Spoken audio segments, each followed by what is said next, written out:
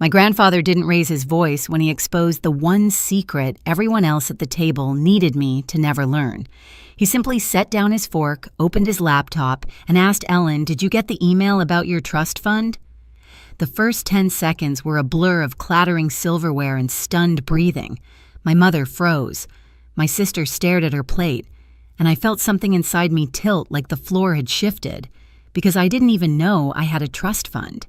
And what my grandfather showed me next didn't just change dinner, it changed the story of my entire life. My name is Ellen Hale, and for most of my life I thought being the quiet one made everything easier. When you grow up in a house where your sister's victories are displayed like trophies and your own needs are treated like background noise, you learn to shrink yourself down. You learn to speak softly to take up less space to survive by not asking for too much. My mother used to say, "Don't make things complicated, Ellen," in the same tone other parents use to say goodnight. I believed her, for years.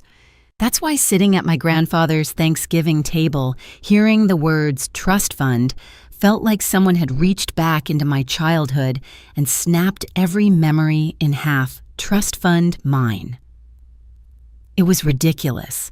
I grew up counting every dollar working weekends at the grocery store, sewing up the sleeves of thrift store sweaters, asking my mom if we had anything saved for college, only to hear the same answer: "We're doing our best. Money is tight." But money was never tight. For Marissa, my older sister, got dance lessons, summer programs, a new car at 17, and somehow it all made sense. Back then, she was the star, the one everyone expected to shine. I convinced myself it was fine that I simply didn't need as much. Grandpa Arthur was the exception. He never treated me like an afterthought. He remembered my favorite books, asked about my job at the college, showed up to my graduation even when my parents said traffic was too heavy to make it. But even he had never said a word about a trust fund, not once. So when he asked that question across the dinner table, I wasn't just confused, I was embarrassed. The kind of embarrassment that curls up behind your ribs and whispers that maybe you're the only one at the table who doesn't understand the joke. My mother's face didn't help. She didn't look at me. She looked at Grandpa sharp and warning, as if willing him to shut the laptop before I saw anything else. My father kept cutting his turkey even though no one was eating, and my sister lifted her glass to her lips but didn't drink. Every tiny movement felt rehearsed, coordinated, as if they all knew something I didn't. And maybe they did, because the truth hit me before the laptop even turned all the way around. Someone in that room had been making decisions about my finances, my opportunities, my future. Someone had been rewriting the story of my life while I was busy trying not to cause trouble. And if I was right, then this wasn't just a misunderstanding. It was 10 years of silence, built on top of one very deliberate lie. Grandpa didn't rush when he turned the laptop toward me. His fingers moved slowly, deliberately, like he wanted to give everyone at the table a chance to stop him if they dared. No one did. The screen tilted and the glow washed over the plates, the candles, my mother's tightening jaw. I leaned forward. My heart thudded hard enough that I could hear it in my ears. Rows of emails came into focus, subject lines repeating the same words over and over again. Annual trust statement, beneficiary notice, contact confirmation, 10 years of messages, 10 years of updates, 10 years of information that should have gone to me, but none of them had. For a moment, I thought there had to be another explanation. Maybe the bank had the wrong address, maybe there was another Ellen Hale, maybe this was some bizarre administrative mix-up. My mind scrambled for anything that let me believe my mother was right when she whispered, "That can't be right," as if she were the one blindsided. But then I clicked the sender address, and what came up stopped every desperate excuse cold, because the contact email listed wasn't mine. It never had been. It was a variation of my mother's, an address she used for financial accounts, one I recognized from old household bills she handled alone. My stomach dropped. Why would this be going to your email? I asked, not accusing, just trying to breathe through the sudden collapse of everything I thought I understood. My mother didn't blink. "I don't know, Ellen. Banks make mistakes all the time." But Grandpa didn't look away from her. "They don't make this kind," he said quietly. A flush crept up my mother's neck. My father shifted in his chair as if preparing to defend her, but no words came out. Marissa looked between them, confused, maybe scared, or maybe simply worried that whatever this was, it might affect her. I opened the earliest email, year 10. I remembered that year vividly. It was the year I asked my parents if we had anything set aside for my tuition because my scholarship didn't cover everything. Mom said, "We're doing our best, but money is tight, sweetheart." Except it wasn't tight. Not for the person these emails were meant for. Not for me. I scrolled through the next year, and the next. Every email matched a moment in my life when I had needed help and been told to manage on my own. Nights I skipped meals to save money. Mornings I walked to class in the rain because my car had broken down and repairing it wasn't a priority. Summers. I took double shifts while Marissa went to dance camps in other cities. Every memory sharpened against the glow of the laptop. Grandpa finally spoke again, voice steady. "Ellen, these are yours. They always were, and someone made sure you never saw them." The table felt smaller, the air denser. I could feel my mother's stare drilling into me, half warning, half panic. I closed the laptop gently, not to end the moment, but to contain the fury rising inside me. Because now I knew this wasn't a mistake. Someone had rewritten my life on purpose. I didn't open the laptop again right away. I just sat there with my hands resting on the closed lid, feeling the heat of the screen seep into my palms. 10 years of statements, 10 years of silence, 10 years of being told to be patient, be practical, don't expect too much. And all along, the help I begged for had already existed, under my name, hidden in plain sight. My chest tightened as memories returned in sharp, humiliating flashes. The night freshman year when my card declined at the bookstore and I pretended I forgot to transfer money. The winter break I worked overtime to afford rent while Marissa posted pictures from a week-long dance intensive funded by my parents. The afternoons I cried quietly in the bathroom stall at work because I didn't know how I was going to pay for another set of textbooks. And every time I asked Mom if we had anything saved, she'd smile like she pitied me. "Life's expensive, Ellen. We just have to make do." No. She had made sure I made do. Across the table, Mom finally straightened her back, trying to regain control. "We're not jumping to conclusions," she said, as if this entire situation were some emotional tantrum I was throwing. "Ellen doesn't know how these things work. Finances are complicated." The words stung more than they should have. I'd heard that tone my whole life, condescending, dismissive, the way someone talks to a child who keeps wandering where they don't belong. But Grandpa wasn't having it.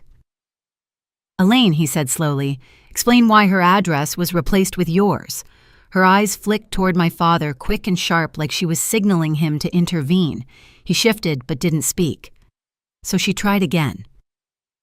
"I managed the household paperwork. If something needed updating, I probably handled it by mistake. A mistake. For 10 years, year after year, statement after statement, every email routed to her inbox. Someone might believe that, but not me. Not anymore." I stood up, pushing my chair back a few inches. The legs scraped the hardwood floor, slicing through the silence. "If it was a mistake," I said quietly, "then why was I the only one in this family who didn't know I had a trust fund? Why did I struggle while Marissa—" "Don't drag your sister into this," Mom snapped, her voice breaking for the first time. Marissa shrank into herself, eyes wide. I kept my voice calm. "I'm not dragging her into anything. I'm just asking why someone made sure I never knew what was mine." For the first time all evening, my mother had no quick answer. Her mouth opened, then closed. Her fingers curled around her napkin so tight the fabric wrinkled. Grandpa leaned forward. "Ellen, you deserve the truth. And you deserve control of your own finances. Control. A word I'd never been offered before. I exhaled slow and steady. "This ends tonight," I said, and my voice didn't shake. I wasn't yelling, I wasn't crying, but inside something solidified, something sharp, something certain. I wasn't just the quiet one anymore. This time I wasn't going to look away. Grandpa was the one who finally broke the silence. He pushed his chair back, stood slowly, his joints stiff from age, but his presence towering, and looked around the table as if taking inventory of who he could still trust. Then he said with the same calm that made everyone uneasy, We're not finishing dinner until we understand what happened here.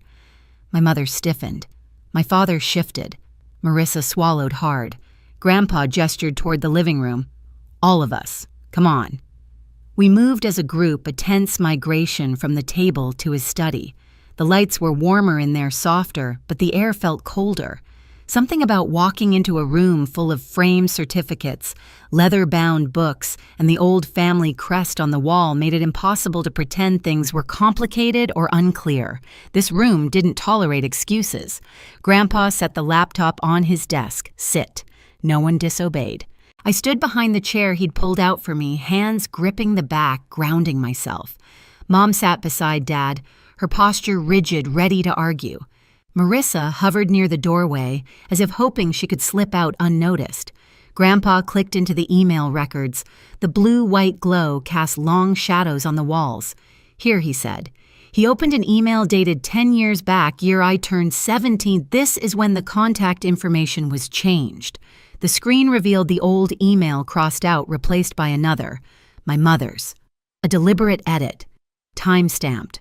Logged. Documented. Mom's breath hitched. That could be anything, she said quickly. Banks update things automatically. They don't, Grandpa cut in. Not without the account holder or guardian requesting it. I looked at my father. Did you request it? He shook his head. He didn't even look at my mother. No. So who did I ask quietly, already knowing? No one answered.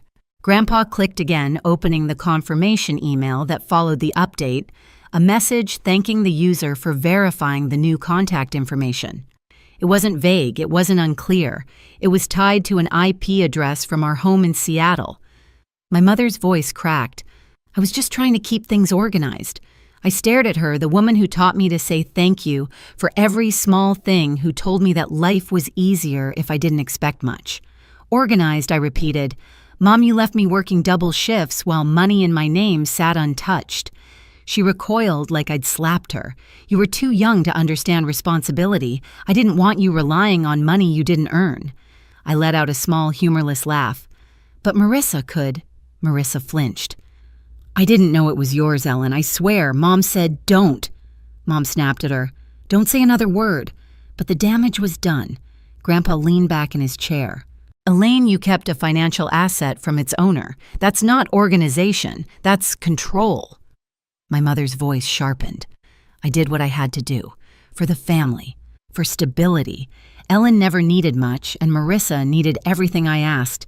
Is that it? She pressed her lips together. Dad finally spoke, voice low.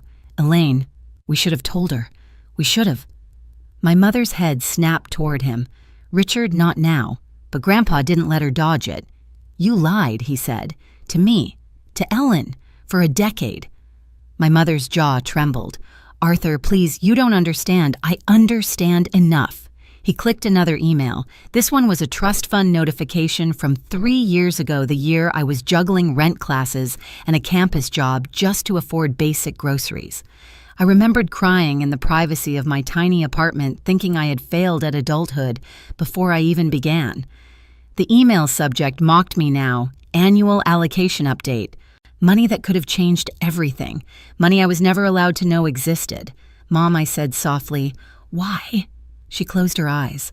A tear fell, one singular fragile, but her voice was still defensive. Because you wouldn't have made good decisions. You were always sensitive, easily overwhelmed. I needed to protect you from wasting it. My breath caught. Protect me, yes, she insisted. And if you'd known about the trust, you would have gone off on your own too fast. You would have left us. The truth settled heavy between us. She didn't hide the money because I was irresponsible. She hid it because she was afraid I'd grow up without her permission. That wasn't your decision to make, I whispered. My mother shook her head, refusing the truth even as it stood in front of her, undeniable. Everything I did was for this family. Grandpa's voice tightened. Then why did you only do it to Ellen? Why didn't you redirect Marissa's trust fund emails? The question punched a hole straight through every excuse she had built. She had no answer. The room was silent except for Grandpa's steady breathing. Then he turned to me. Ellen, you should have access to everything now, full control. If you want, I can call the bank representative tonight. I nodded. Yes, I want that. Mom's head snapped up. "You can't just—" "I can," Grandpa said. "And I will." She looked at me, eyes wide, voice cracking.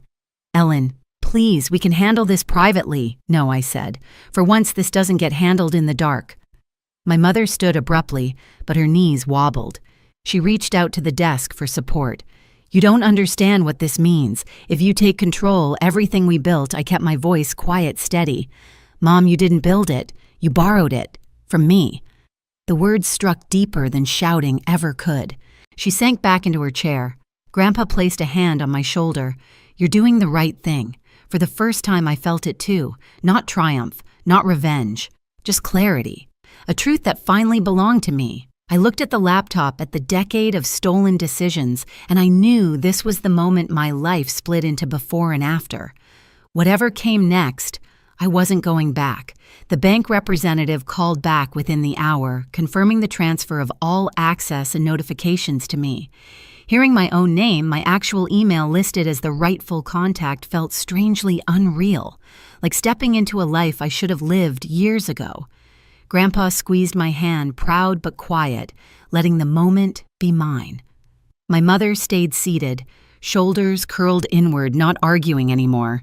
My father finally met my eyes, guilt, softening something that had been rigid for years. Marissa whispered a small apology as she passed me on her way out. Later in the calm, after everyone left, I sat alone in Grandpa's study scrolling through the newly restored notifications. 10 years of what-ifs, 10 years of choices stolen. But now, finally, I had control of the fund of my future, of the story they tried to write without me. I walked out of Grandpa's house with nothing but a coat and a decade's worth of clarity. For the first time, my future belonged to me, not the people who feared I'd claim it. If this story hits something in you, share your experience below and subscribe for the next chapter.